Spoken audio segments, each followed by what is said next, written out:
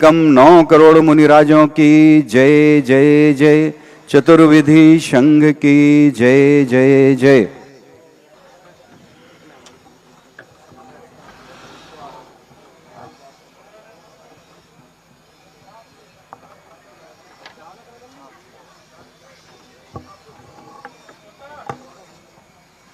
आज का जिज्ञासा समाधान श्री शांतिनाथ दिगंबर जैन त्रिलोक तिलक जिनालय चमत्कारोदय तीर्थ के इस भव्य परिसर के सभा मंडप से होने जा रहा है और इसी भव्य परिसर में त्रिलोक तिलक जिनालय के भव्य पंचकल्याणक महोत्सव दिनांक 10 अप्रैल से 15 अप्रैल के बीच होने जा रहे हैं। पात्रों का चयन कुछ शेष है। उन पात्रों में आप अपनी सहभागिता दर्ज कराते हुए इस तीर्थ के निर्माण में और इस तीर्थ के पंचकल्याणक में अपनी सहभागिता दर्ज कराते हुए अपनी चंचला लक्ष्मी का समीचीन उपयोग कर सकते हैं। राजा सोम जिन्हें भगवान को प्रथम आहार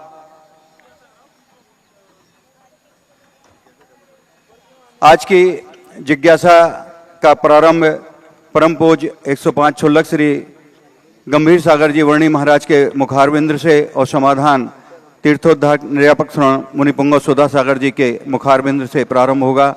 गुरुदेव के चरणों में अनंत कोटि इच्छामी पूर्वक हम सभी ये भावना भाते हैं कि हे गुरुदेव, आज का जिज्ञासा समाधान सभी लोगों की कृपा के लिए प्रारंभ करने की अनुकंपा करें। श्रोतागण एवं जिज्ञासु पूज सभी को नमोस्तु करें।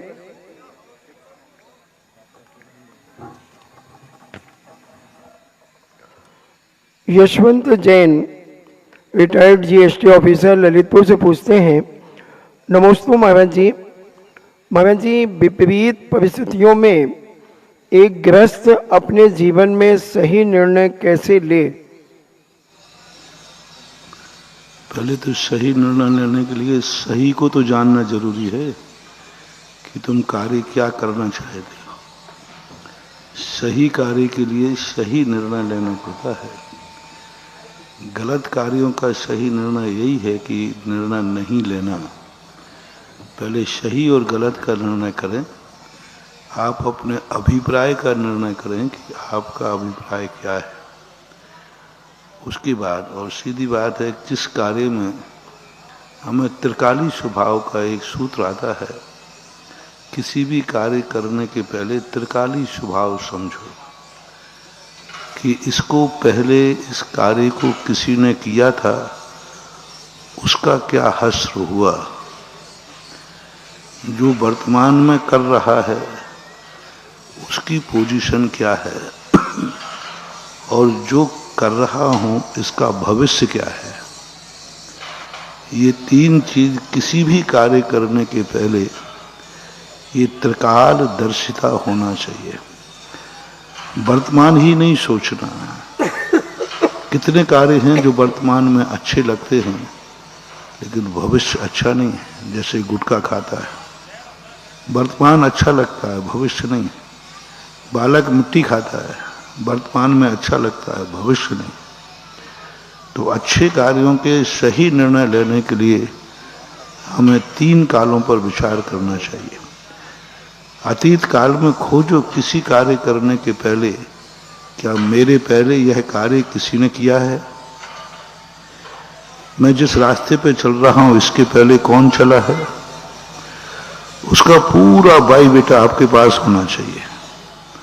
पूरी जानकारी उसकी होना चाहिए कि यह कार्य करते समय या रास्ता चलते समय इस व्यक्ति के जीवन का क्या स्थिति बनी, क्या हश्र हुआ, क्या समस्याएं, क्या उपलब्धि हुई।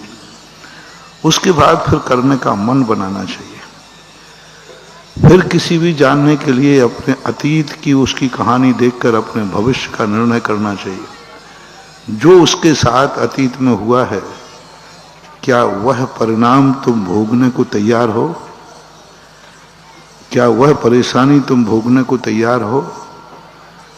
ऐसे ये तीनों कालों का निर्णय करने का जिनके पास क्षमता हो, वो फिर सही कार्य के लिए सही निर्णय लेते हैं और गलत कार्य के लिए गलत निर्णय लेते हैं। अविता जैन। थांदला से पूछती हैं, नमोस्तु गुरुदेव। पूज्य आचार्य श्री अंतिम 2 वर्षों के प्रवचनों में लगभग 10 से 20 ग्रंथों तक के सार अपने 1 घंटे के प्रवचन में कह देते थे। तो महाराज जी, ऐसा कैसा उनका क्षयोपशम था? वर्तमान में कोई विधियां नहीं होती हैं, मगर पूज्य इतना याददाश्त कैसे रखते थे? क्षयोपशम पढ़ने से ही आता है ऐसी बात नहीं। क्षयोपशम लगन से बढ़ता है। जानने की लगन, पढ़ने की लगन। पढ़ने से क्षयोपशम नहीं बढ़ता है, पढ़ने की लगन से क्षयोपशम बढ़ता है। समझाने से व्यक्ति नहीं समझता है, समझने की ललक होना चाहिए। याद करने से कभी याद नहीं होता है, याद करने की लगन होना चाहिए। चलने से रास्ता तय नहीं होता है, चलने की लगन होना चाहिए। चलने से रास्ता तय नहीं होता, थक जाएगा व्यक्ति, बहुत जल्दी थकेगा। लेकिन लगन होती है तो हजारों किलोमीटर चल जाता है, फिर भी उसको थकान होने पर भी वो रुकता नहीं है, क्योंकि उसकी लगन है। सबसे बड़ी चीज है जुनून होना चाहिए किसी भी कार्य करने के पहले। और हमारा जुनून है, लगन है, तो कोई बड़ी बात नहीं, क्षयोपशम तो हो जाएगा।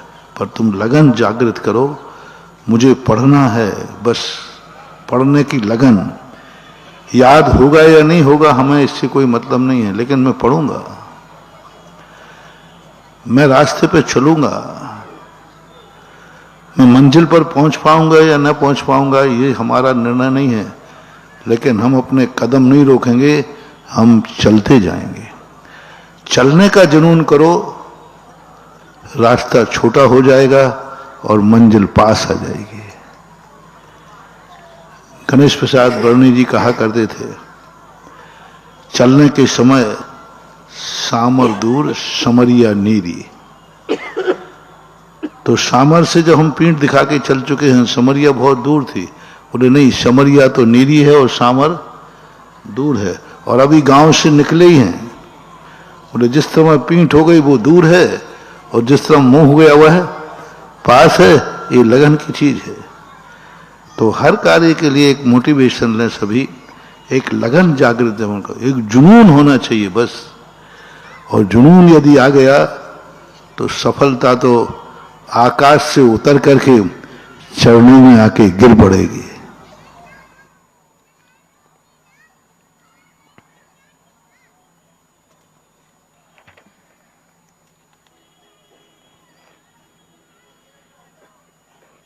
राजीव जैन अमरपाटन से पूछते हैं, मेरे आराध्य पूज्यवर गुरुवर के चरणों में कोटेशा नमन।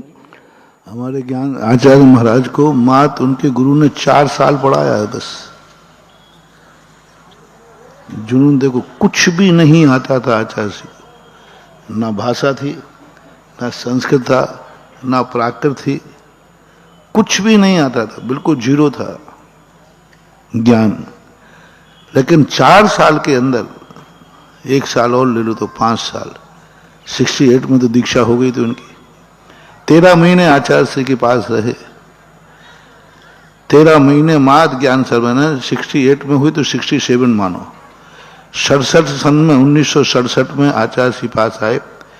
1 साल ब्रह्मचारी अवस्था का 13 महीने, और 72 में उन्होंने समाधि की तैयारी कर ली। तो 68 से 72 कितने हो गए? 4, और 1 साल और 5, 4.5 साल। 4.5-5 साल में आचार्य श्री ने कितना पढ़ लिया।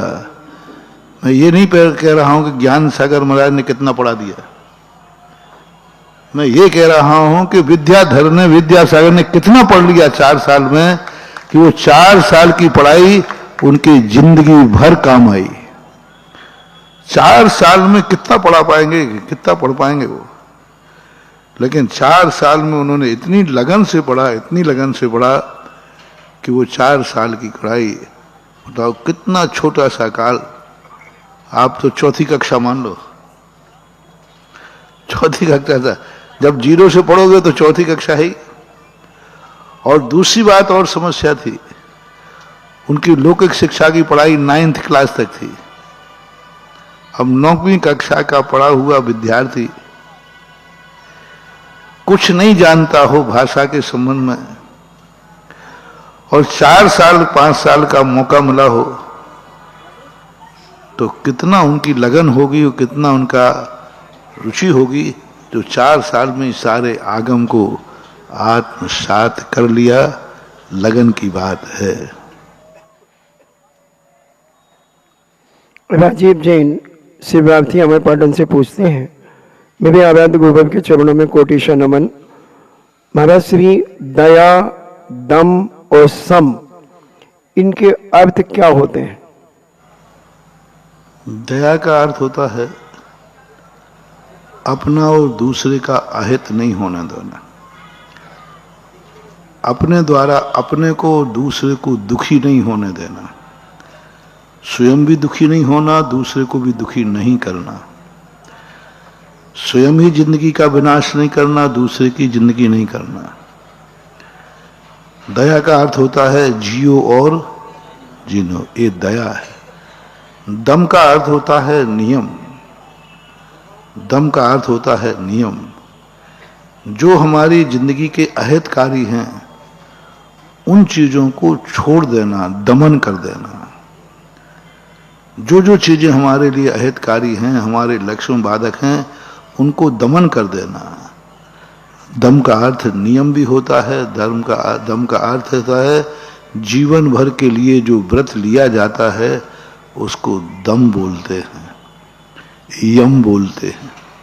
यम भी कहते हैं, दम भी कहते हैं। और दया, दम और शम का अर्थ होता है समान भाव, क्षमता भाव। अच्छे बुरे दिनों में क्षमता भाव करना। अच्छा दिन आ गया तो हंस पड़े, बुरे दिन आ गए तो रो पड़े। तो अच्छे और बुरे दोनों दिनों में अशुभ कर्म का उदय आया तो भी हंसते रहो, बुरे कर्म का उदय आया तो हंसते रहो। दोनों में हमारी समान बुद्धि आए तो उसको बोलते सम भाव। कोई भी प्रकार का विकल्प, हर्ष विषाद का, पुण्य पाप फल माही हरख विल ख्यो मत भाई, यह पुद्गल पर जाए उपज बिन शे थिर नाही। ये समता की सबसे अच्छी परिभाषा पंडित जी साहब दौलत राम जी ने लिखा है। पुण्य पाप फल माई हरख बिलखो मत भाई। पुण्य के उदय में हरखो मत, पाप के उदय में बिलखो मत। यह पुद्गल पर जाए उपज बिन शे थिर नाही।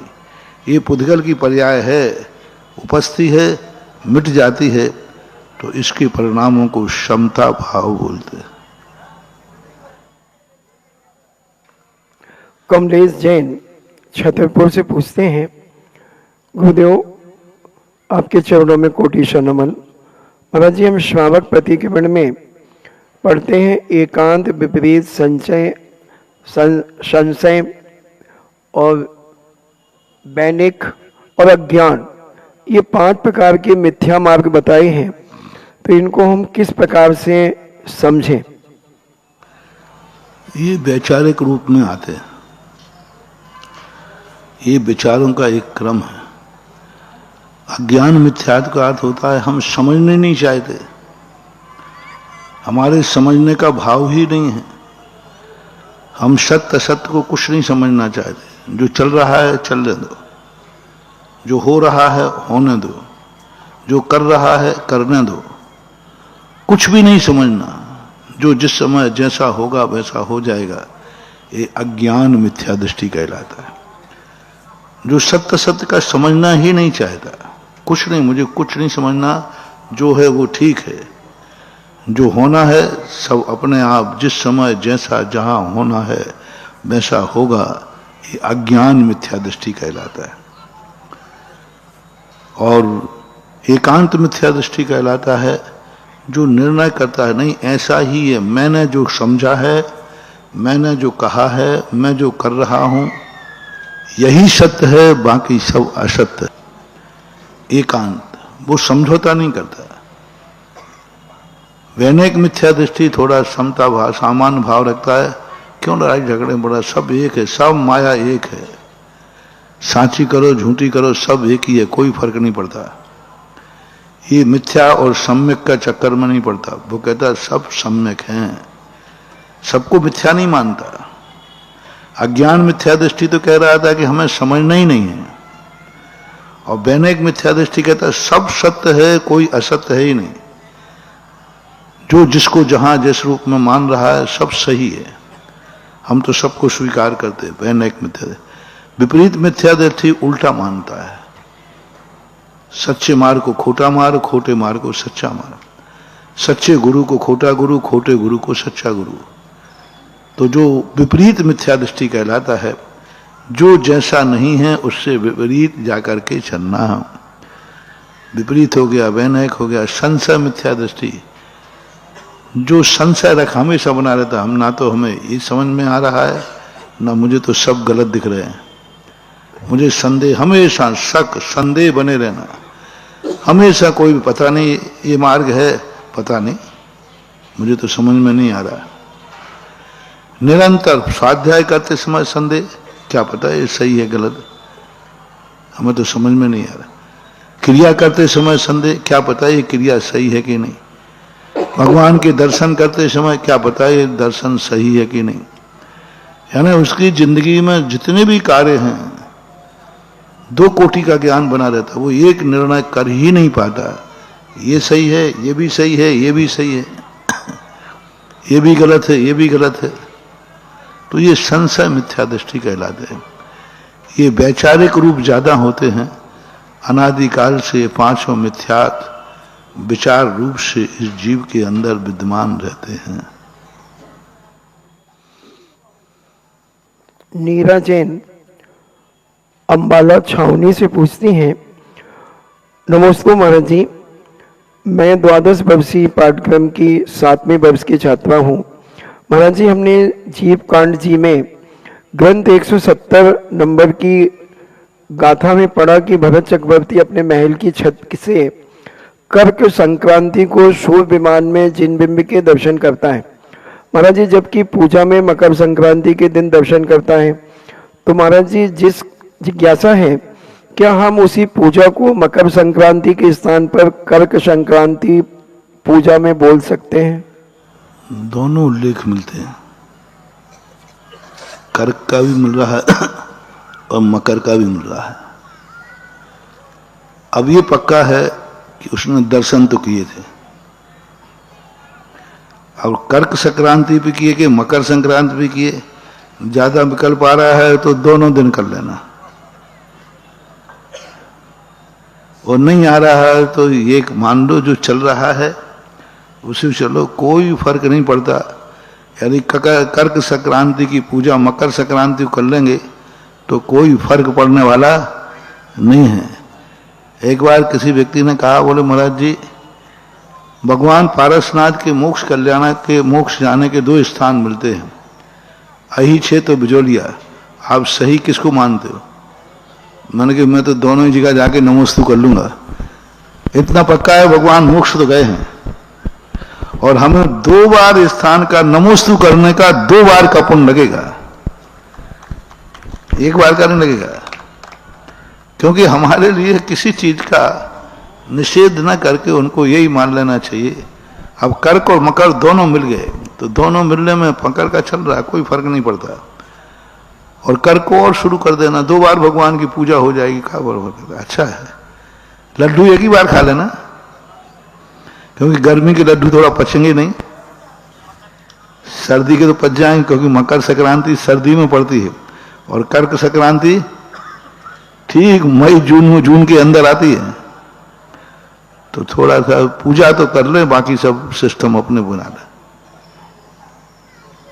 अनीता जैन रामगंज मंडी से पूछती हैं, मेरे परम आराध्य गुरुवर के चरणों में कोटिशा नमन। महाराज जी, जब पंचकल्याणक भगवान के होते हैं तब स्वर्ग से सब देव आते हैं, उनमें सभी सम्यक दृष्टि होते हैं या मिथ्या दृष्टि भी आते हैं?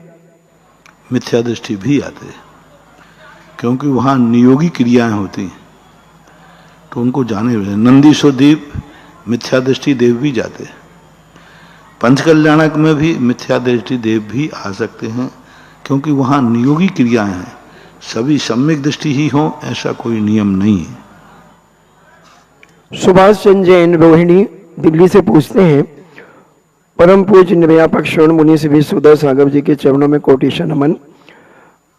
पूज्य श्री, सुबह बिना नहाए सामायिक के पहले या बाद में जिन सहस नाम पढ़ सकते हैं क्या, पढ़ सकते हैं, अथवा स्नान के बाद ही उचित है? जब समय मिले तब पढ़ लो।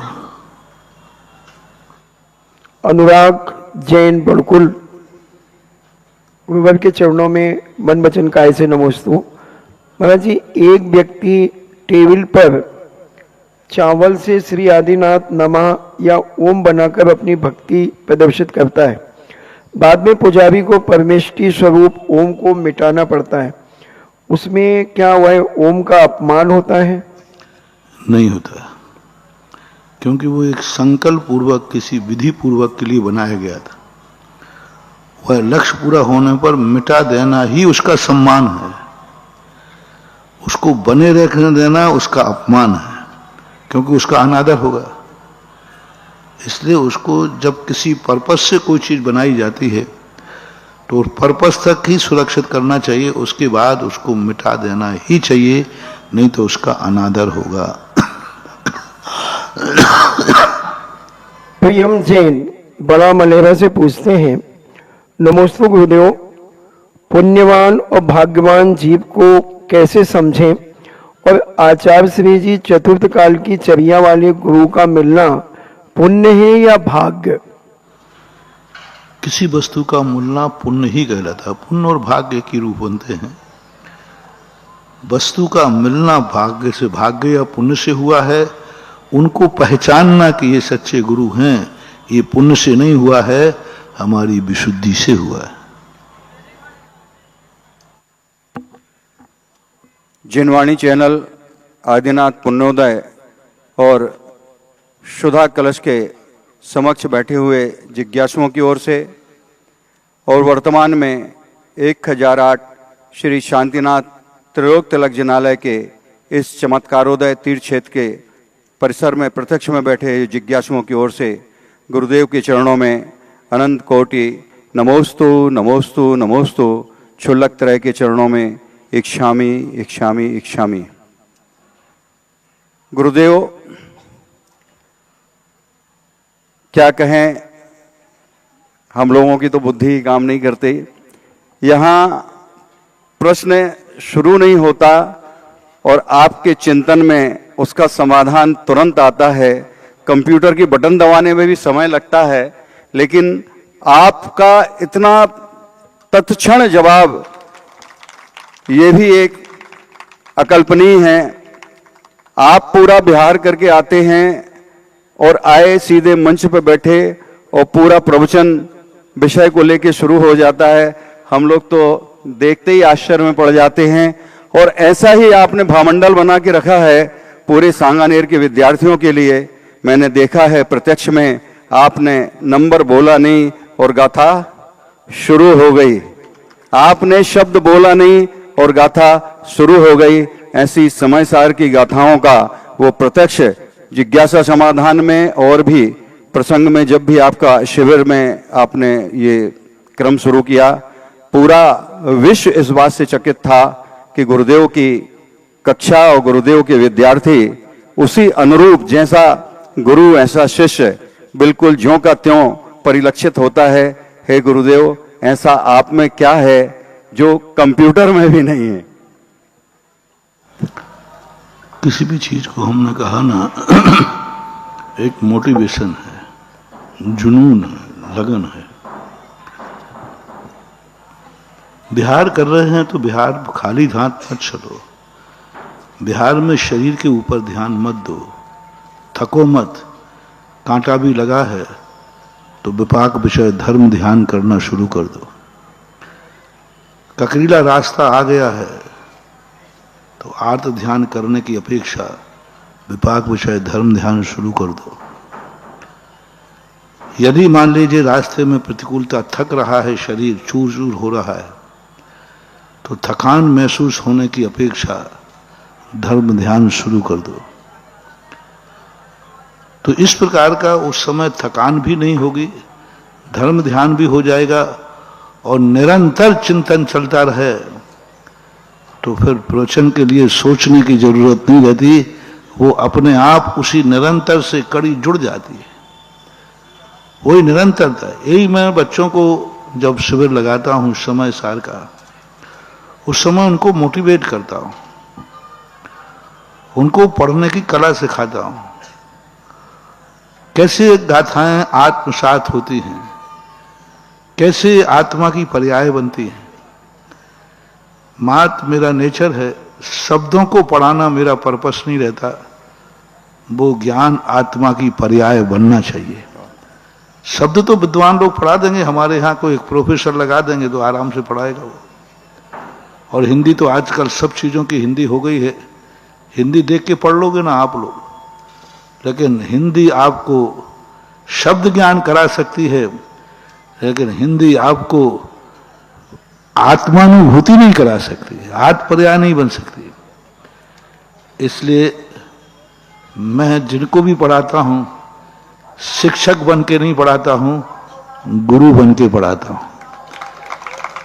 शिक्षक वह होता है जो वह जानता है वह देता है, और गुरु वह होता है जो वो होता है वो सामने वाले को बना देता है।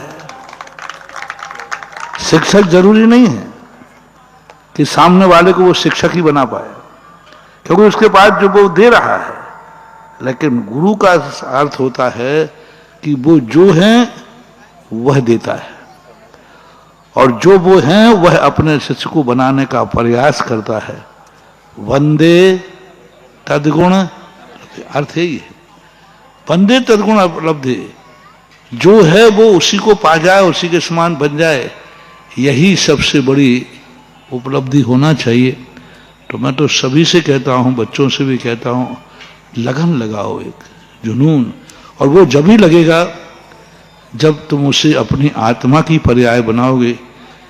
मैं स्वाध्याय जगत के लिए नहीं कर रहा हूं, मैं स्वाध्याय अपने लिए कर रहा हूं। जैसे आप लोगों को भोजन के लिए कहा ना, अपने लिए बनाओ और महाराज आंध्रा को दे दो, इसी प्रकार मैं स्वाध्याय अपने लिए करता हूं, बीच में आप पधार जाते तो उसमें से दे देता हूं, हमें क्या फर्क पड़ता है। बना तो मैं अपने लिए रहा हूं, चाहे मैं चल रहा हूं, चाहे विहार कर रहा हूं, चाहे शौच को जा रहा हूं, चाहे आ रहा हूं। सूर्य भोजन तो निरंतर 24 घंटे चलती है, फैक्ट्री चलती रहती। अब तुम्हारे लिए मैं करता नहीं, बीच में तुम आ जाते, साहब 8 बज गए, सब लोग भोजन का समय होगा, तो मैं उसी में से थोड़ा सा कट करके तुम्हें दे देता हूं, बस अपना काम क्या है। तो ये होता है।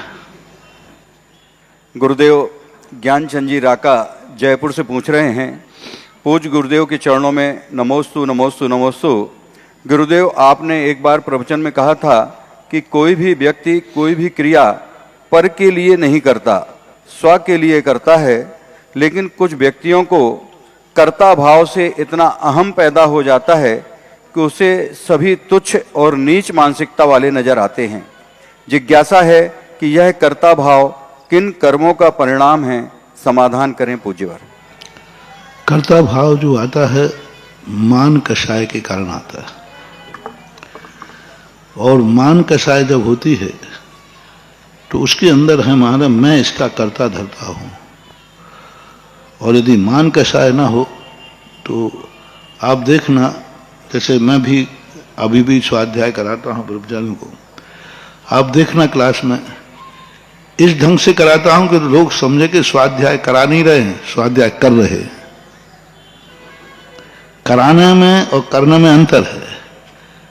मेरे समय सार भी बच्चों को पढ़ाता हूं जब संस्थान के, तो पढ़ते समय आप देखना ऐसा लगेगा जैसे महाराज स्वयं पढ़ रहे हैं, लेकिन पढ़ाया जा रहा है। लेकिन इस ढंग से पढ़ो उस समय, पढ़ाते समय जैसे मैं खुद स्वयं पढ़ रहा हूं। ये बात मत करो कि मैं इनको दे रहा हूं, ये करो कि मैं खुद पा रहा हूं। तो जब स्वाध्याय की अपने पढ़ाते समय भी ऐसा लगे कि मैं स्वाध्याय कर रहा हूं, मैं पढ़ रहा हूं, और ये बरगड़ाएं यदि सामने वाले के पास पहुंचेंगी तो ये कर्ता हर्तापन सब खत्म हो जाता है। मैं पढ़ा ही नहीं रहा हूं, मैं तो पढ़ रहा हूं, अब काय का कर्तापन आएगा? जब मैं पढ़ाऊंगा तो कर्तापन आएगा, मैं तो पढ़ रहा हूं। अब पढ़ने में तो कोई कर्तापन होता नहीं।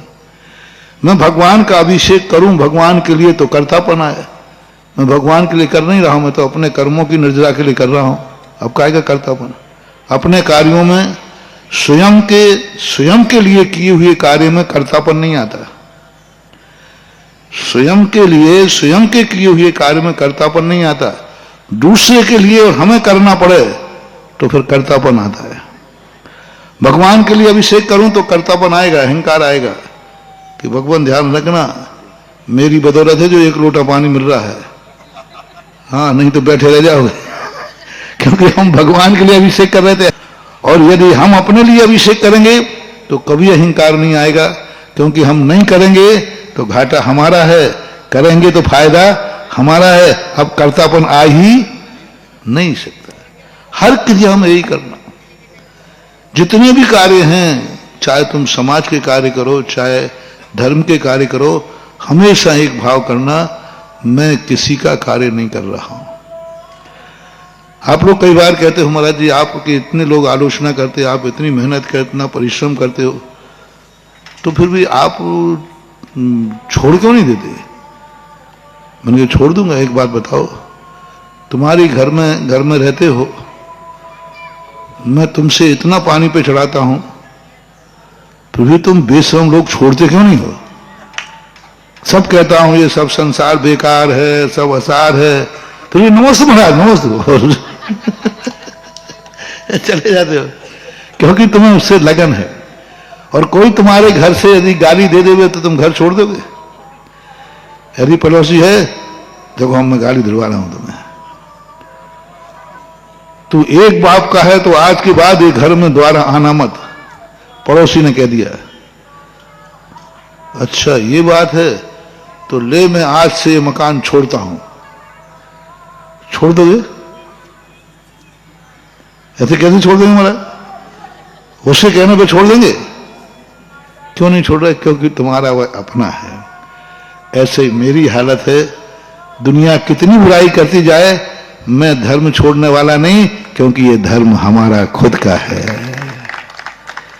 जैसे आपकी संपत्ति पर कोई कितनी बुराई करे, कितनी तुम्हें छोड़ने को कहे, कितनी आलोचना करे, तो भी तुम अपनी निजी संपत्ति का त्याग नहीं करते। ऐसे ही धर्म है, धर्म को अपना मान के करो, कितनी बुराई होती जाएगी, कितनी गालियां पड़ती जाएंगी, कौन अपने कार्य को छोड़ता है? तो अहम भाव का अर्थ है, जब जब हम पर के लिए कार्य करेंगे तो अहम भाव आएगा, और उसी कार्य को जो अपने लिए करेंगे तो अहम भाव नहीं, स्वीकार भाव आएगा, और लगन भी लगेगी, बहुत अच्छा होगा। गुरुदेव, आज आपके अनंत भक्त सीए साहब और संजय मोदी सतोदय तीर्थ क्षेत्र से आपकी चरण रज पाने के लिए यहाँ आए।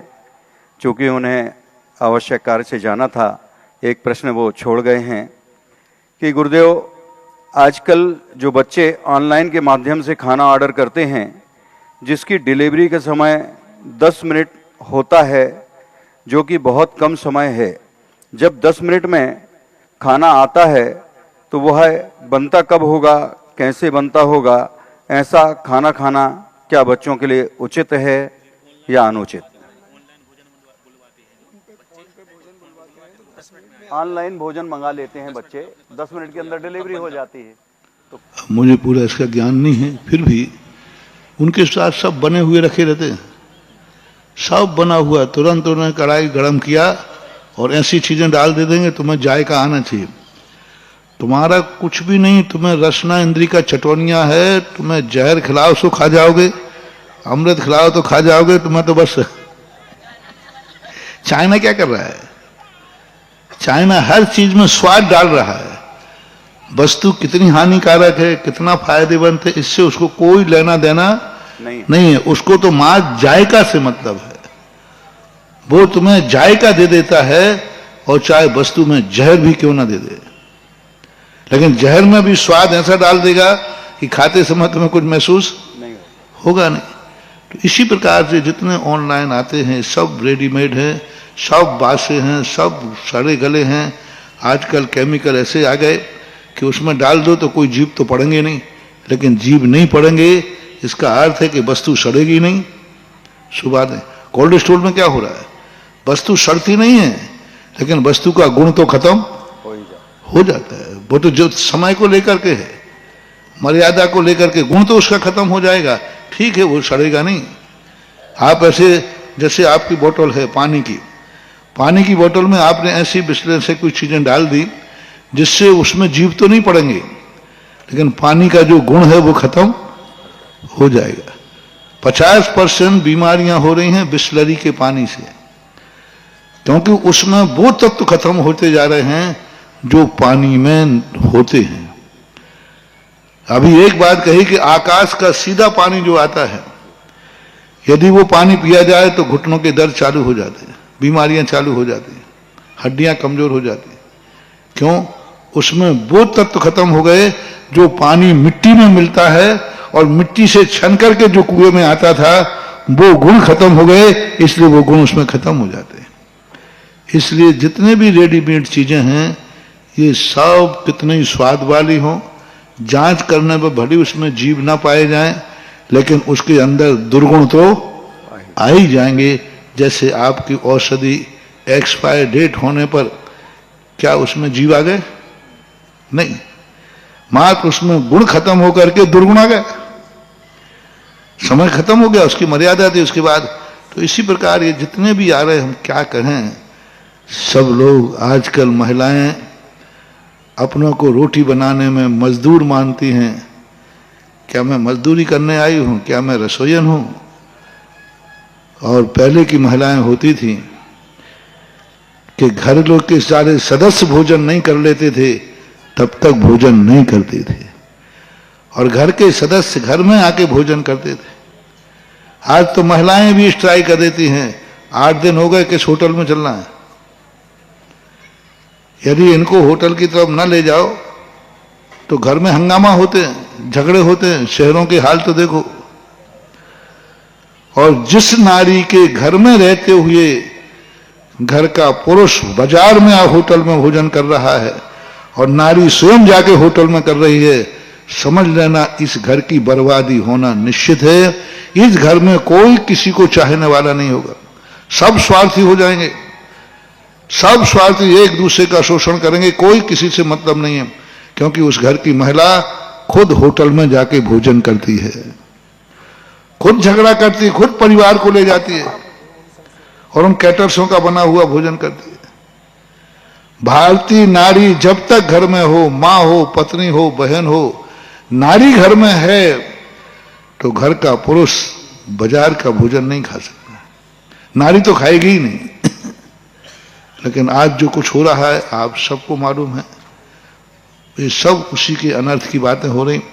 विज्ञान इतना आविष्कार कर रहा है, पहले एक वैद्य 10 गांव को संभालता था और अब आज एक गांव में 10 डॉक्टर होते हैं तो भी सही रूप से। इसी कारण से बीमारियां बढ़ रही।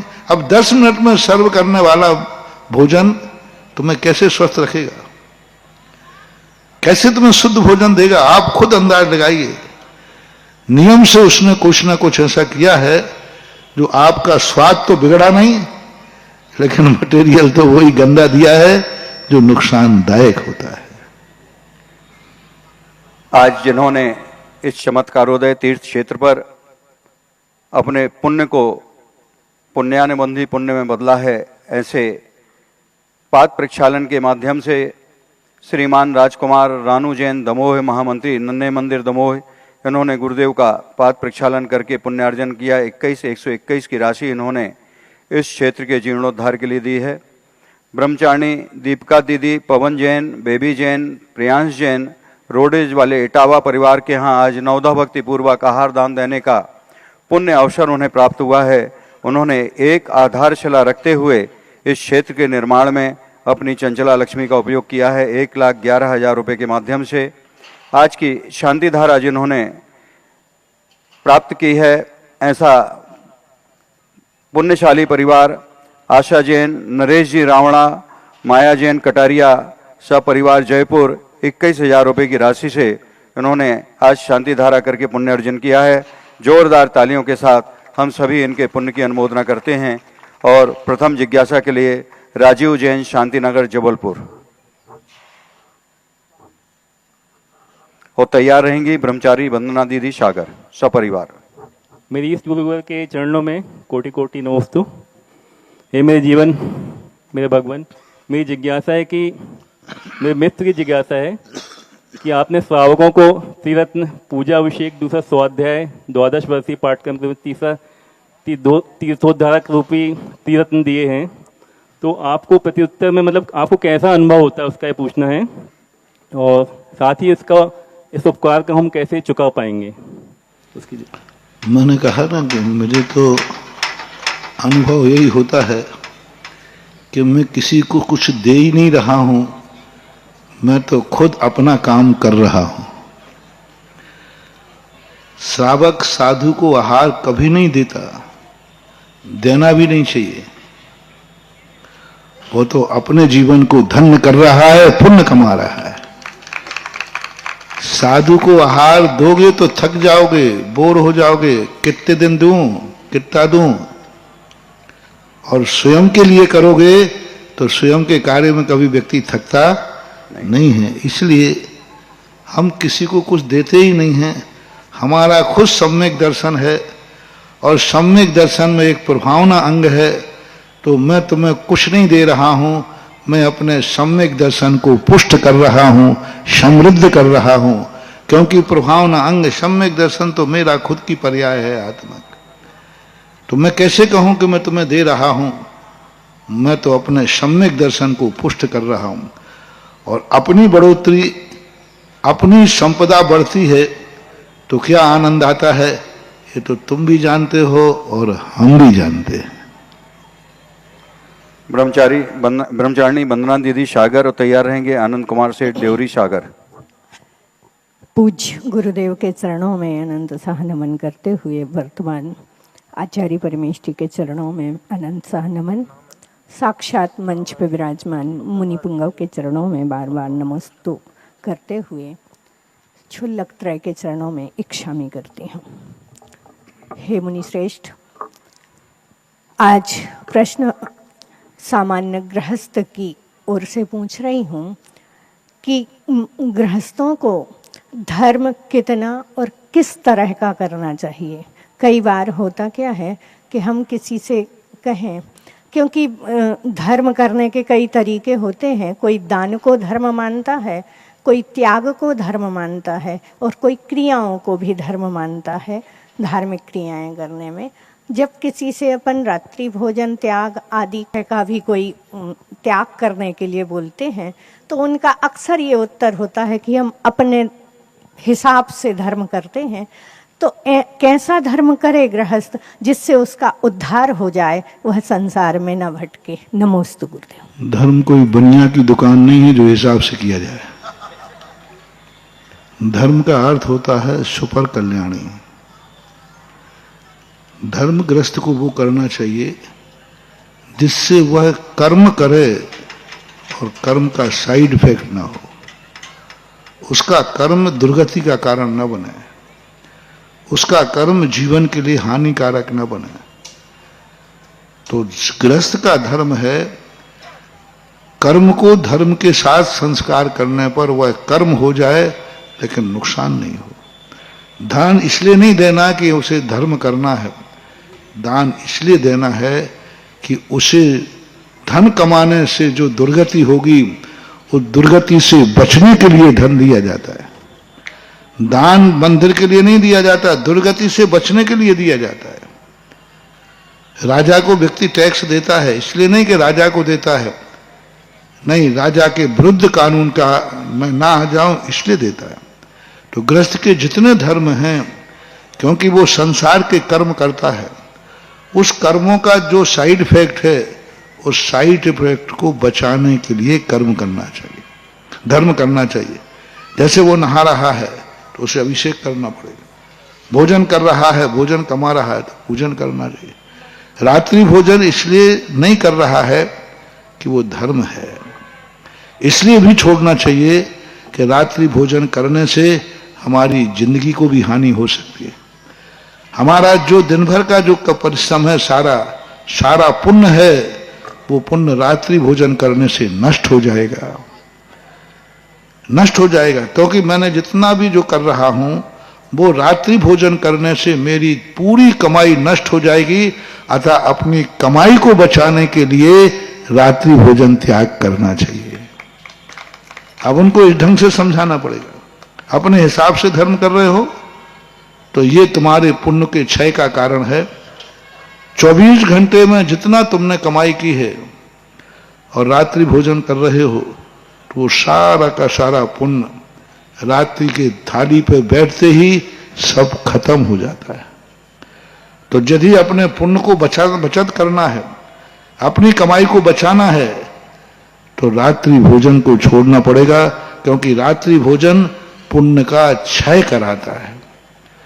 तो गृहस्थों के जितने धर्म हैं वे कर्म सापेक्ष हैं, कर्म को सुधारने वाले हैं। कर्म के कारण से जो साइड इफेक्ट पड़ता है उस साइड इफेक्ट को रोकने के लिए गृहस्थ को ये धर्म करना चाहिए।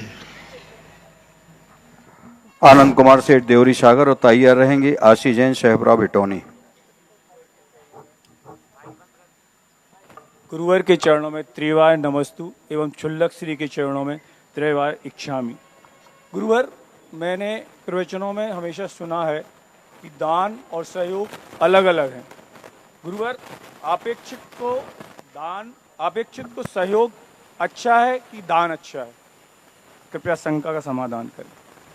आपका अभिप्राय, यदि संसार में जीना है, संसार ही रहना है तो सहयोग कीजिए, और संसार से ऊपर उठना है तो दान दीजिए। दान में पात्रता देखी जाती है, सहयोग में हमारा स्वार्थ देखा जाता है, क्योंकि ये हमारा व्यक्ति है, कल हमारे काम आएगा और हमारा इससे मोह है, राग है। तो सहयोग में व्यक्ति की राग की कसाई बढ़ती है और दान में जो है परमार्थ की सिद्धि होती है, क्योंकि दान हमेशा पात्र को ही दिया जाता है। हमारे जैन दर्शन में देने का नाम दान नहीं है, पात्र को जो दिया जाए उसका नाम दान है, और जो पात्र नहीं है उसको दिया जाए वो सहयोग है। अब वो सहयोग आपका निर्णय करना है कि आप सहयोग क्यों करना चाहते हैं, क्योंकि वह आपका व्यक्ति है, आपको उससे पुण्य कमाना है, आपको आगे व्यवहार कमाना है। हम सांप को बचाएंगे तो सांप भी संसार में हमारे प्रति कुछ अच्छे भाव करेगा। तो ये सब सहयोग की कोटि में आते हैं। अभयदान जो है, कहीं भी शास्त्र में ये नहीं लिखा कि पारसनाथ ने नाग नागिन को अभयदान दिया, क्योंकि नाग नागिन पात्र नहीं थे। करुणा में आया, दया में आएगा। दया करुणा अलग है और अभयदान अलग है। अभयदान में प्रसिद्ध किया है शूकर के लिए। शूकर ने मुनिराज को बचाया था, तो वो अभयदान में आएगा, क्योंकि वो पात्र थे। पारसनाथ ने नाग नागिन को बचाया, वो पात्र नहीं थे, उनको दान में नहीं लिखा। अभयदान में कहीं भी चर्चा, मैंने पारसनाथ पुराण में लिखा, पारसनाथ ने अभयदान नहीं दिया, करुणा दान दिया, दया दी। तो इस प्रकार का दान पात्र को दिया जाता है, और पात्र को दान देने का अर्थ है हमें खुद पात्र बनना है। परमार्थ की दृष्टिकोण होती है, और संसार व्यवहार चलाने के लिए हमें एक दूसरे का सहयोग करना पड़ता है, करना चाहिए, क्योंकि संसार में हम अकेले नहीं चल सकते हैं। हम किसी का साथ देंगे, कल कोई हमारा साथ देगा। इस अपेक्षा से दान, इस अपेक्षा से नहीं दिया जाता कि आज हम दान देंगे तो कल महाराज भी हमारे कुछ कछु दे देंगे। हम भगवान को मंदिर बनाएंगे तो कुछ हमारे लिए मिले, ये अपेक्षा दान में नहीं रहती। लेकिन सहयोग में ये अपेक्षा होती है। इतना अंतर जानना चाहिए। प्रसंग को देख करके दोनों महत्वपूर्ण हैं। अब सहयोग तुमने दिया, तुम्हारा कोई भाई है तुम्हारा कोई रिश्तेदार है, पड़ोसी है, अब वो शराबी है और उसके घर में इतनी परेशानी है और तुमने सहयोग कर लिया, तो वो कहता भोजन तो खरीदेगा नहीं, शराब और पी लेगा, जुआ और खेलेगा। तो सहयोग देने के लिए हमें सोचना चाहिए। और पात्र को दान देंगे तो तुम्हारा करने के बाद पात्र क्या करेगा? पात्र क्या करेगा? बहुत अच्छे कार्य करेगा। और तुमने उसको दान दे दिया तो वो क्या करेगा? गलत कार्य करेगा।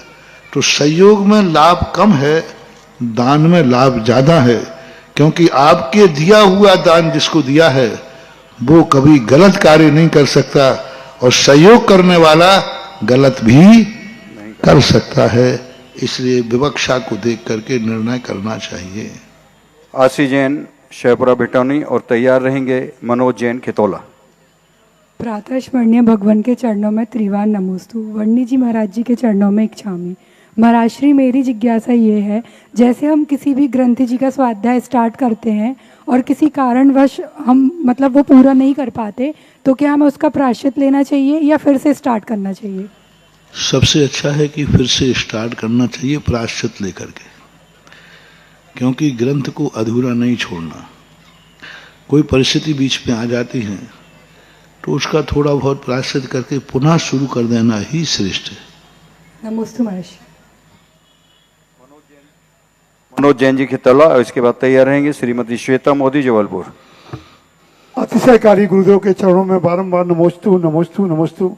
छोलक जी के चरणों में इच्छामी इच्छामी इच्छामी। गुरुदेव, मुझे तो समझ में नहीं आता कि आपकी वाणी में क्या सिद्धि है, कि आपकी तपस्या में क्या सिद्धि है, कि एक बार बस कोई भी चीज के लिए आवाज निकलती है, लोगों के वो कार्य करने के लिए सब एकजुट हो जाते हैं। तो बेगत दिवस भोजनशाला की बात चली रही थी, तुरंत 5 मिनट में जबलपुर से एक फोन आ गया कि पंचकनक में एक दिन भोजनशाला 5 लाख रुपए हमारी तरफ से होगी। इसके पश्चात जयपुर से भी एक मेरे पास फोन आया कि जो आपकी जनरल भोजनशाला चल रही है उसमें 3 दिन का कितना रुपए लगेगा। मैंने कहा 2,40,000 रुपए। कहने लगे 3 दिन हमारी तरफ से लिख लो, 7, 8, 9 का। तो मैंने कहा आप अपना नाम बता दें, मैं आपका नाम अनाउंस करना चाहता हूँ। तो उसने कहा मैं सुधा सागर का भक्त हूँ, यही मेरी नाम है, यही मेरी पहचान है। क्योंकि मैंने ट्रू कॉलर से उनका नाम तो देख लिया था, किंतु उन्होंने मना कर दिया कि मेरा नाम नहीं बोलना।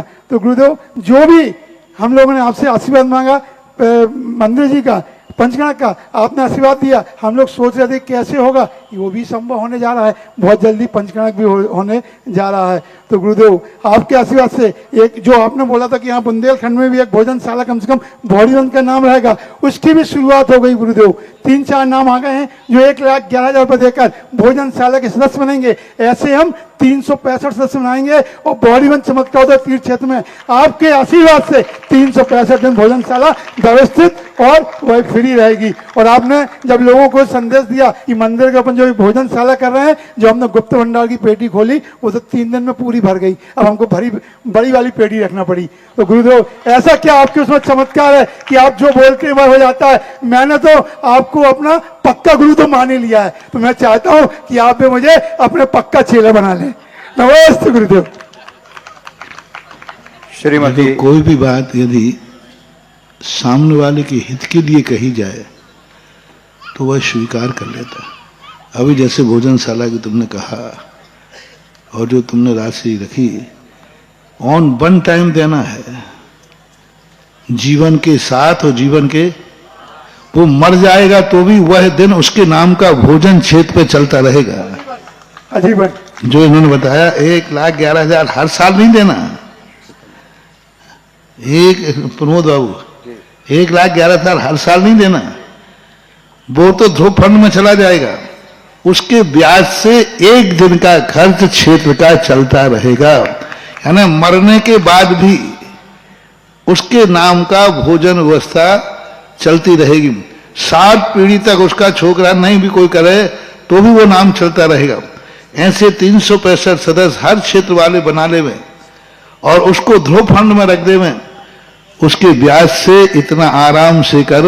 एक दिन निकाला था ना आपने कि इतना यदि राशि देता है तो हम साल भर में 1 दिन उस 1,11,000 के ब्याज से 1 दिन की भोजन व्यवस्था बहोरी बंद की चल जाएगी। जीवन के साथ भी और जीवन के बाद भी। बस एक बार 1 टाइम देना है और उसका, और दूसरी बात, कल के दिन यहाँ और पब्लिक बढ़ेगी तो 300 पेशेंट के स्थान पर 700 लोग कर लेना, 720 कर लेना, सदस्य बढ़ा लेना, लेकिन उसका एक दिन तो रहेगा। बहुत अच्छी शुरुआत है, बढ़िया है।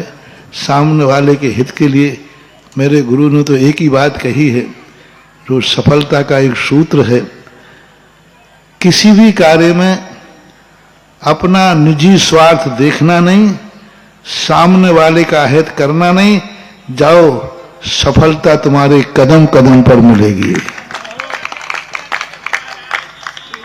हर चीज में मूल एक सूत्र दिया था बहुत पहले की, सन लगभग 88 की कहीं की बात है, सन आगे पीछे हो सकता है।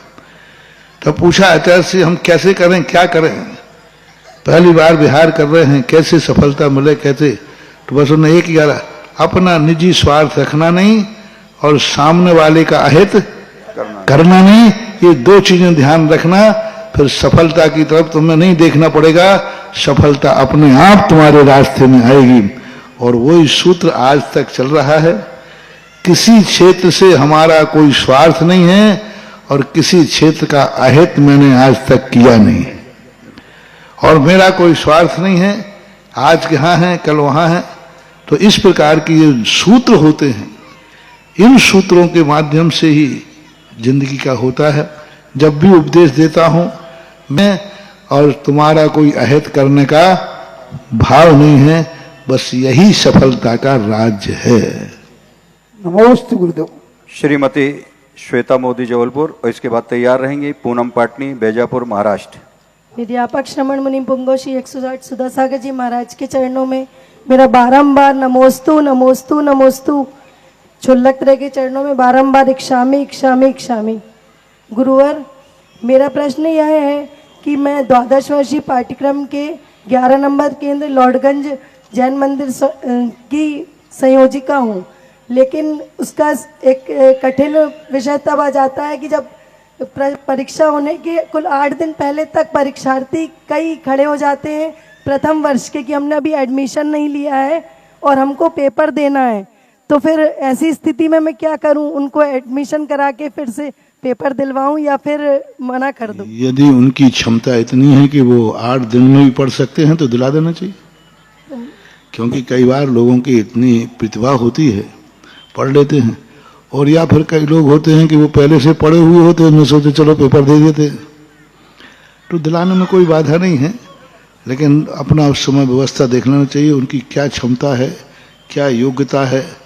अब कोई बड़ा पंडित, कोई ज्ञानी विशेष है, अब वो परीक्षा दे रहा है, पहले से पढ़ा लिखा है, तो विचार करना चाहिए, ऐसे लोगों को नहीं लेना चाहिए। और जो कोई अपनी प्रतिभा दिखाता है कि नहीं मैं 8 दिन में इतना पढ़ लूंगा कि नियम से पास हो जाऊंगा, तो ले लेना चाहिए।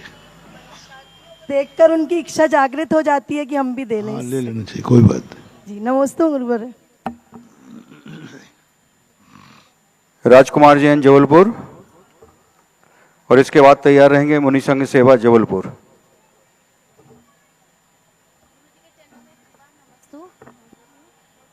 गुरु जी के चरणों में त्रिवार नमस्तो नमस्तो नमस्तो। शिलक जी को इच्छामी इच्छामी जी। गुरुदेव, मेरा प्रश्न था, मेरी शंका थी, मैं वैजापुर से महाराष्ट्र से हूँ। हमारे यहाँ पे 3 वेदी है, 3 फ्लावर है। मैं सेकंड वेदी पे पूजा करती हूँ। जब मैं सेकंड फ्लोर पे पूजा शुरू करती हूँ गुरुदेव, तो नंबर 1 और नंबर 3 वेदी का अभिषेक शुरू हो जाता है।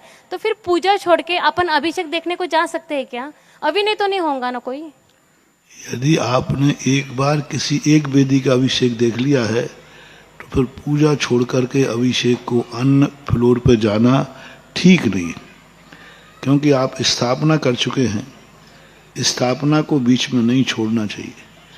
वहीं के वहीं अभिषेक हो रहा है सामने, तो बैठे बैठे देख लिया, लेकिन स्थापना को छोड़ के जाना ये उचित नहीं है। मुनि संघ सेवा जबलपुर। पूज्य मुनि श्री के चरणों में त्रिवार नमोस्तु नमोस्तु नमोस्तु। मुनि श्री, मेरी जिज्ञासा है कि लौकिक जगत में कहा गया है कि एक संतुष्ट मनुष्य का विकास रुक जाता है, क्योंकि वो आगे प्रयास करना छोड़ देता है या उसमें मंदता आ जाती है।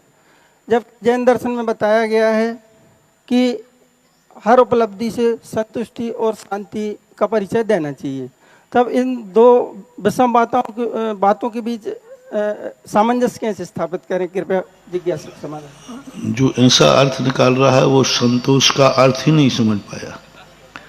संतोष का अर्थ ही नहीं है कि निकम्मा हो जाना, संतोष का अर्थ ही नहीं है कमाना छोड़ देना, संतोष का अर्थ है कि अपनी कुवत का ध्यान रखना। संतोष का अर्थ ही नहीं कि कमाना बंद कर दो, कुवत का ध्यान रखना। हम कमा सकते हैं 1 लाख रुपया और हम 1 करोड़ रुपए की इच्छा कर रहे हैं, तो कहा गया कि तुम व्यर्थ में इच्छा कर रहे, 99 लाख तुम्हारे आने ही नहीं।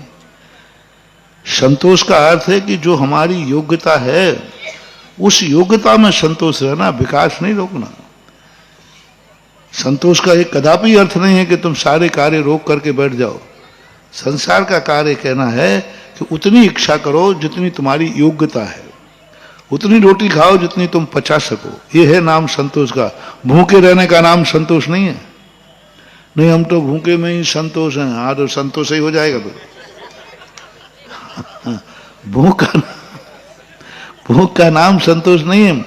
जितनी हम पचा सकते हैं उतना ही खाना, उससे अधिक खाने का नाम तृष्णा है, और जितनी भूख है उतना ही खाने का नाम संतोष है। इसलिए जैसे मैंने कहा था कि आप क्लर्क बनने की योग्यता नहीं रखते हो और कलेक्टर बनने का ख्वाब सजा रहे हो, तो अब ये है असंतोष। जब तुम क्लर्क बनने लायक हो तो फिर कलेक्टर की बनने की ख्वाब छोड़ो, क्लर्क ही बनो। नहीं तो 2 ही दिन से गए पांडे, हड़ुआ मिले ना माड़े। तो संतोष के अर्थ लोग गलत ले रहे हैं। संतोष महत्वाकांक्षाओं पर विराम लगाता है। संतोष ये कहता है कि तुम कुवत से आगे मत जाओ, नहीं तो संक्लेश पड़ेगा। तुम्हारी क्षमता जितनी है, एक चक्रवर्ती 6 खंड का राज्य करता है, तो वो 6 खंड के राज के बाद संतुष्ट कहा है। चक्रवर्ती 96,000 रानियां रखता है, तो 96,000 रानियों के बाद संतोष कहा है कि उससे ज्यादा आप अपनी नियत मत बिगाड़ो। तुम्हारे पास 1 मकान है तो 1 मकान पर संतोष रखो, 2 है तो 2 पर रखो। अब 1 तो मुश्किल से बनाया, मेरे 10 मकान कब होंगे? 1 बन गया, नहीं उस पर तो लोन लिया है अभी। अब पहला मकान बनाने के लोन ले रहा है और इच्छा क्या कर रहा है, मेरे 10 मकान कब आएंगे। ये है संतोष। संतोष बहुत अच्छी चीज है, किसी कार्य में रोक नहीं लगता। संतोष मात्र हमें डिप्रेशन से बचाता है। जिज्ञासा समाधान में जिनवाणी चैनल वालों ने पूरी जिज्ञासाओं को देखते हुए 15 मिनट के समय की वृद्धि की है। जोरदार तालियों के साथ हम उनका सम्मान करते हैं, उनका आभार व्यक्त करते हैं। सभी जिज्ञासुओं के चेहरे पे एकदम खुशी आ गई। चलिए तैयार रहें मुनि संघ सेवा जबलपुर। इसके बाद तैयार रहेंगे दिनेश कुमार जैन शिक्षक। नमोस्तु भगवान, नमोस्तु भगवान, नमोस्तु भगवान। मुनि सेवा संघ की ओर से त्रिवार नमोस्तु महाराज जी, नमोस्तु महाराज जी। चलो महाराज जी चरणों में इक्षामी इक्षामी इक्षामी। महाराज श्री हम लोग का मुनि सेवा संघ जबलपुर का करीबन 10 या 11 मंदिर जो है वो जुड़ चुके हुए हैं, और वहाँ से सारे लोग जो मुनि सेवा कर रहे हैं करीबन 100 लोगों का संघ हो चुका है। तो जहाँ जहाँ मुनियों का विहार होता है, आहार होता है, भैयावृत्ति होती है, उसमें हम सब लोग संलग्न रहते हैं। तो मुनिश्री एक निवेदन है हम लोगों का कि हम लोग का मार्गदर्शन करें। कोई गलती हो जाती है तो कैसे हम लोग उसको वो लाएं, प्रायश्चित करें, मतलब मुझे हम लोग बता दीजिए। कोई गलती होती है? व्यवस्थाएं, कोई गलती तो नहीं होती। व्यवस्थाएं करते तो बुद्धि से मत करो, सेवा बुद्धि से करो। करते तो बुद्धि से करना उचित नहीं है। और साधु की सेवा के लिए भले तुम समिति बनाओ, लेकिन श्रावक बन के सेवा करो। ये नहीं है कि हम सेवा दल में हैं। तो एक स्थान की घटना है कि व्यक्ति 4-5 बच्चे थे, वो भैयावृत्ति करते थे, पर और पूछते महाराज जी कोई बात की तकलीफ तो नहीं है, कोई कमी, कोई सेवा है? तो मैं सोचता अच्छे बच्चे। दूसरे दिन वो बच्चे नहीं आए, दूसरे आ गए। वो नहीं महाराज जी कोई गलती, कोई सेवा। नहीं, कल के बच्चे कहाँ चले गए? परसों देखा तो परसों और नए आ गए। तो मैंने कहा भैया तुम कल गए थे, वो को कहाँ गए? कि महाराज उनकी ड्यूटी खत्म हो गई। वो तो हम लोगों ने ड्यूटी बना ली, एक एक दिन आओगे। तो ये ड्यूटी से जो करना है, गुरु और बाप की सेवा ड्यूटी से नहीं करना, अपना कर्तव्य मान करके, श्रावक मान के करना। ड्यूटी है, सेवा दल का काम है इसलिए करना नहीं। ये व्यवस्थाएं हैं। सेवा दल तो एक अपना यूनियन है, एक संगठन है। लेकिन जब सेवा करने जाओ तो भगत बन के जाना, श्रावक बन के जाना, अपना पुण्य कमाने जाना, अपनी भक्ति से जाना है।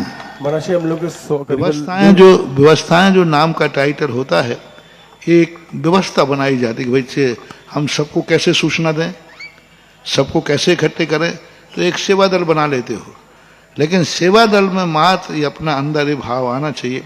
मान लो तुम्हारे लिए काम नहीं मिला कहीं, तो फिर चाहे महाराज जी का कमंडल कोई ले जाए तो ले जाए, हमें काम नहीं दिया, हमें तो कोई मतलब नहीं है। ऐसा कई बार हो जाता है। वो सामने देखता रहता, महाराज परेशान हो रहे। बोले क्यों? बोले कमेटी ने मुझे काम सौंपा ही नहीं, जिसको सौंपा वो जाने। अरे भाई कमेटी ने नहीं सौंपा तो एक गुरु कमेटी के नहीं है, तेरे भी तो होंगे नहीं।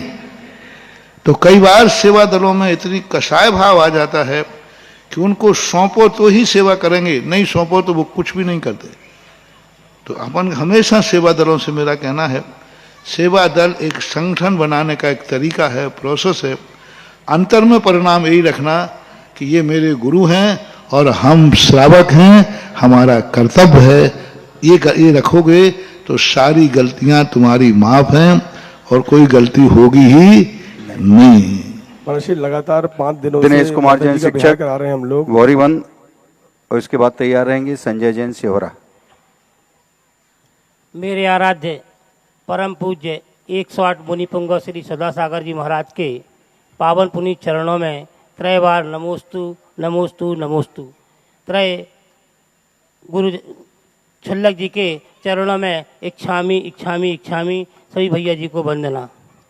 पूज्य गुरुदेव, हम लोग चेतनोदय तीर्थ क्षेत्र कटनी के पंच कल्याणक में श्री जी के दर्शनार्थ और आपके दर्शनार्थ कटनी गए, और वहाँ पर चर्चा में आया कि पूज्य गुरुदेव का रूट तो बहोरीवंद है ही नहीं।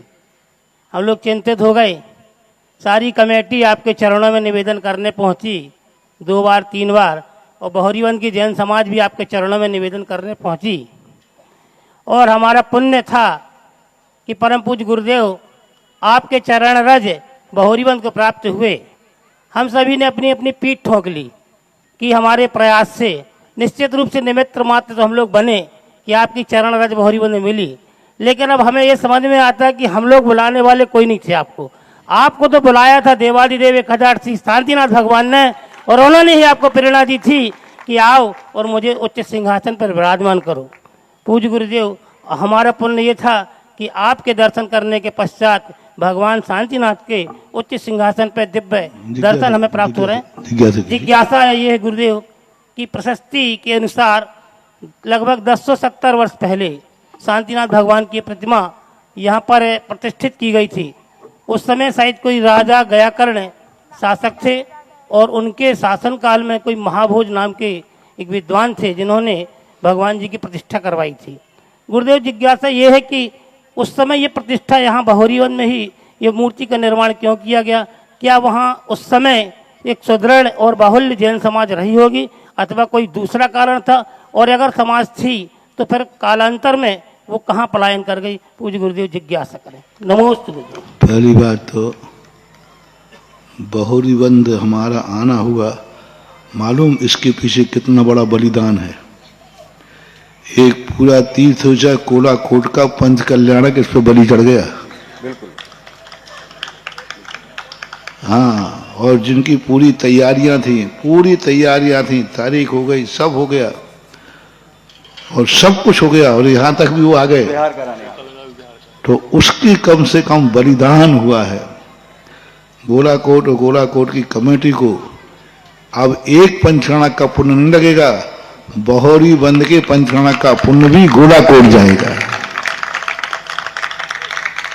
बहोरी बंद का सबसे बड़ा श्रेय, सबसे बड़ा पुण्य, ये जो कुछ भी जितना विकसित हो रहा है, तीर्थोदय गोलाकोट कमेटी और वहां के लोगों के लिए जाएगा, जिनने कितना बड़ा बलिदान त्याग करके और आया। ऐसे ही नहीं मिल गया। अरे बहोरी बंद वालों, इसके पीछे कोई भी चीज, जब कोई अच्छी चीज मिलती है, पीछे की कहानी देखो, उसके पीछे कितना बड़ा त्याग है, कितना बड़ा त्याग है। जिस पंचकल्याणक में यहां होना है, वह पंचकल्याणक की 2-4 दिन आगे पीछे शिवपुरी जिले में होना था, और वहां की अभी तैयारी चल रही होती। जो यहां का मिला, तो ये कभी कभी होता है किसी का, तो वो लोग भी रूखा नहीं खाएं। उनको एक, यदि गोलाकोट का पंचकल्याणक कर लेते तो एक पंचकल्याणक का पुण्य मिलता। गोलाकोट का तो हो गई, लेकिन बहोरी बंद का पंचकल्याणक का पुण्य भी उनको आएगा। और उन्होंने क्या कहते, इस प्रकार की कोई चीजें होती हैं। साधु जब कहीं मुड़ता है, ना जाने कितने लोगों का त्याग, कितने लोगों का बलिदान उसके पीछे होता है, जब कहीं साधु कोई कदम मोड़ पाता है। अब रही बात यहाँ बहोरी बंद की क्या स्थिति थी, कोई इतिहास अभी ऐसा कोई विशेष देखने में नहीं आया।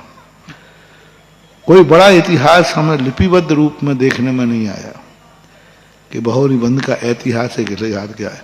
बिलहरी का तो इतिहास है, बहुत बड़ा इतिहास है। बिलहरी तो हम पूरा घूमे हैं, 2-3 दिन रहे थे। पूरे आसपास कम से कम 2 किलोमीटर के एरिए में, खेतों में, जंगलों में, पुरातत्व के भी वहाँ वो अवशेष बने हैं। पुरातत्व है, संग्रहालय है, बहुत दूर दूर तक 1-1.5 किलोमीटर तक भी हम देखने गए थे। वहाँ पुरातत्व के अवशेष से छतरियाँ बनी हुई हैं, बहुत सारे स्थान। तो बिलहरी का इतिहास तो बहुत बड़ा विचित्र मिलता है, लेकिन बहोरी बंद का ऐसा कोई ऐतिहासिक विचार के रूप में अभी तक देखने में नहीं आया। कहीं होगा तो फिर खोजा जा सकता है, पर इतना ही है कि 1000 साल, हजारों साक्ष्य मिलने की अपेक्षा शांतिनाथ का है। छोटे मोटे साक्ष्य मिले भी, लेकिन शांतिनाथ की मूर्ति खुद हजारों वर्षों का इतिहास है, हजारों वर्षों की साक्षी है। वो खुद अपनी यशोगाथा गा रही है कि बहोरी बंद 1000 वर्ष से जिनेन्द्र देव के जयकारों से पवित्र रहा है और उनके द्वारा पवित्र रहा है। संजय टेडर जी, संजय जैन जी सिहोरा, और आगे तैयार रहेंगे आज के पुण्यार्जक, आहारदान पुण्यार्जक बेबी जैन इटावा। मुनि चरणों में बारंबार नमोस्तु। छुल्लक महाराज जी के चरणों में इच्छामी, समस्त भैया जी चरणों के बंदन। महाराज जी, मेरी जिज्ञासा ये है कि 25 फरवरी को मैं यहाँ पे आया था और ये डिसाइड हुआ कि ये मूर्ति को यहाँ से अलग करके बाहर रखना है। तो चूंकि मैं कमेटी में भी हूँ, तो मेरे को ये इंजीनियर साहब ने बोला कि इस मूर्ति की आपको डेप्थ नापना है कि कितनी मोटी कितनी है। तो मैंने मशीन लगा के उसकी खुदाई की। वो रात हो गई, घर चले गए। दूसरे दिन ये आया कि इस बेदी ऊपर गुम्बज को तोड़ना है, तो मैं एक सुबह मिस्त्री को लेके आया और स्वयं गुम्बज में चढ़ के पहला उसमें हैमर लगाया। इतने में इंजीनियर साहब ने बोला कि हमको बांस चाहिए। तो मैंने अपने बगीचे में एक बागमान रहता है, मैंने उससे कहा कि बांस के झाड़ काट दो। उस बागमान ने बांस के झाड़ काट दिए। तो और दूसरे दिन वो बांस यहाँ पे नहीं आ पाए, वो कटनी से बांस आ गए और उसकी चैली बन गई। और 27 तारीख को मेरे को ये एक स्वप्न टाइप का आया, या ऐसा लगा कि ये बांस की 100 सैया भी बनती है। ये जो बांस कटे हैं इसकी 100 सैया भी बनती है। और 28 तारीख को मेरी माँ का निधन हो गया। तो ये जो विचार मन में आया, इसका उस बांस से या ये मेरे द्वारा किए कृत्य से कोई संबंध है क्या? कोई भी दुनिया में घटित होता है उसका आभास पहले होता है, हम पकड़ पाए या नहीं पकड़ पाए। सडनली घटना कभी नहीं घटती। दुनिया में कुछ भी घटित होगा पहले संकेत मिलता है। वो संकेत छोटा मिले बड़ा मिले, बिना संकेत के दुनिया में कुछ होते ही नहीं। हम पकड़ें या ना पकड़ें, हमें रास्ते में जाके कांटा लगेगा। यात्रा के समय ही कोई ना कोई संकेत मिलेगा कि तुम्हारी रास्ते में गाड़ी पंचर होगी। यहां से उठते ही तुम्हें संकेत मिल जाएगा। अब उस संकेत की हम केयर करें या ना करें, लेकिन संकेत मिलता है। कोई भी चीज ऐसी नहीं दुनिया में जिसका कोई बिफोर टाइम आभा मंडल ना होता, क्योंकि हमारे शास्त्रों में कहा है कोई भी घटना के पीछे जब हम कर्म सिद्धांत पढ़ते तो गौपुच्छाएं बनती हैं। गौपुच्छाओं का अर्थ होता है कि जो कर्म उदय में आने वाला वो पहले से व्यवस्थित हो जाता है, बहुत समय पहले से, और सारी व्यवस्थित रख दिए जाते। उस व्यवस्था को देख करके अंदाज लगता है कि आगे क्या घटित होने वाला है, और वो अभी उदय में नहीं आया। तो ये संकेत मिल जाते हैं। उस संकेत को अपन समझ नहीं पाते कि इसका अर्थ क्या है, लेकिन ऐसा उस समय भाव आना कोई संकेत तो था ही। बाकी ऐसा शायद ही कभी बांस को देखकर कभी ऐसा भाव आया हो, नहीं आया होगा, लेकिन वो नहीं आएगा नहीं, तो वो कोई संकेत होता है। अब वो अपन को यदि निमित्त ज्ञान हो तो अपन अंदाज लगा लेंगे, तो ऐसा होता है। बेबी जैन इटावा और आरती के लिए तैयार लेंगे सबस आज के इटावा परिवार, ब्रह्मचारिणी दीपिका दीदी, पवन जैन, बेबी जैन, प्रियांश जैन, समस्त इटावा परिवार। मेरे गुरुवर भगवान के चरणों में बारंबार त्रिवार नमोस्तु नमोस्तु नमोस्तु। सभी क्षुल्लक के चरणों में इच्छामी इच्छामी इच्छामी। सभी भैया जी के चरणों में वंदना वंदना वंदना। पहले तो गुरुवर, आज अपनी खुशी का बखान हम अपने हृदय से और जीवा द्वारा नहीं कर सकते, क्योंकि गुरुवर हम यूपी में रहने वाले, बहुत दूर रहने वाले, कभी आपको अपने चौके में कभी नहीं पड़ गया। इच्छा बहुत रहती थी गुरुवर, लेकिन आज मेरा ऐसा कौन सा सौभाग्य का दिन था जो आपके चरण मेरे चौके में पड़े। और गुरुवर, हम एक और है शंका कि गुरुवर कोई भी श्रावक घर से अपनी पूरी सामग्री लेकर आपके चौके में किसी भी गुरुवर के चौका लगाना चाहे और वो घर से बाहर निकल आया सामग्री लेके, और गुरुवर उसके यहाँ किसी का देहांत हो जाए या एक्सपायर हो जाए, तो वो सब सामग्री लेके जो द्रव लेके निकला है चौके में लगाने के लिए, वो तो नहीं दे सकता है आहार आपको चौके में जाकर, लेकिन वो द्रव किसी के चौके में है कि वो उसे वापस ले जानी चाहिए। मेरा शंका है द्रव्य दे सकता है यदि सूखी द्रव्य है, सामान है। आप लोग बाजार से द्रव्य लाते हो तो कोई क्या पता तुम्हें कि दुकानदार के सुआ है कि सूतक है, तो उस द्रव्य को देने में कोई बाधा नहीं। द्रव्य अपन देते ही हैं, द्रव्य किसी के चौके में दे सकते हैं, पर बनी हुई द्रव्य नहीं हो, जैसे आपका सामान होता है वो दे देते हैं। कोई कुएं में पानी होता है, अब सूतक वाला भी भर रहा है और तुम भी भर रहे हो, तो वो कुएं के अंदर है। तो इसी प्रकार सामग्री देने में कोई बाधा नहीं है, दे सकते। और इटावा यदि वही है तो शायद मैं एक बार इटावा गया भी हूँ, जब कानपुर जा रहा था। हाँ, इटावा मंदिर निकल गए थे बस रात। हाँ, एक दिन रुका था, आहार चर्या भी हुई थी। हाँ, मंदिर का भी ध्यान है।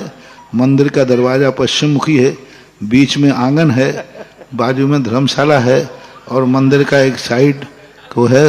पूरा नक्शा याद आ गया, थोड़ा थोड़ा याद है। पूरी फाइल खुल गई, पूरी फाइल खुल गई। चलिए, आज आरती के लिए तैयार रहें। पूरा नवोदय भक्ति पूर्वक जिन्होंने आहार दान दिया है, पूरा परिवार आ जाए। जोरदार तालियों के साथ इनके पुण्य की अनुमोदना। और आज की आरती के लिए, आरती के पश्चात परम पूज्य 105 छुल्लक श्री गंभीर सागर जी वर्णी महाराज जी की मंगल देशना इसी परिसर से होगी। आप सभी आरती के बाद विराजमान होने की कृपा करें।